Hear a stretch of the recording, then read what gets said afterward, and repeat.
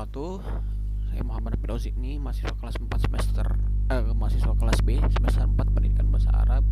Pada kali ini kita membahas tentang pembelajaran Maharatul Qiraah atau membaca ya. Pertama, dalam KBBI mendefinisikan membaca itu ada dua. Pertama itu kegiatan memperoleh materi tertulis secara fonetis dalam melakukan tulisan dan membaca nyaring. Yang kedua adalah usaha memperoleh makna suatu teks dengan cepat tanpa adanya suara, yakni membaca dalam hati. Jadi membaca itu ada dua ya, baca nyaring dan juga baca dalam hati. Nah, tujuan Maharatul Qiraah. Yang pertama adalah kemampuan dasar berkaitan dengan teknis ya. Yang B, kemampuan dasar yang berkaitan dengan kosakata, struktur kalimat. C, kemampuan yang berkaitan dengan pemahaman kandungan teks. Nah, Al-Nagan mengemukakan ya bahwa tujuan pembelajaran membaca dapat dilihat dari dua sisi, umum dan khusus. Yang pertama itu ada tujuan umum. Nah, pembelajaran tujuan umum ini dapat membaca bahasa Arab dari arah kanan ke kiri dengan baik, disertai dengan pemahaman. Membaca dalam konteks ini adalah membaca dalam hati dengan tema yang normal serta mampu mengungkapkan secara langsung dari sebuah teks tanpa kendala, baik dari segi bahasa, kata maupun dari struktur kalimat dan gramatikanya.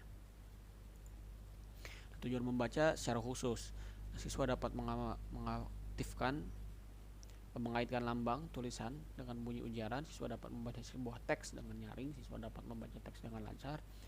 Selanjutnya siswa dapat memahami makna kosakata sesuai konteks. Siswa dapat menangkap makna umum dari suatu teks dan memahami perubahan makna, perubahan struktur kalimat. Siswa dapat memahami makna kalimat dalam sebuah paragraf secara utuh dan juga dapat menghilangkan makna, dapat mengaitkan makna antar kalimat.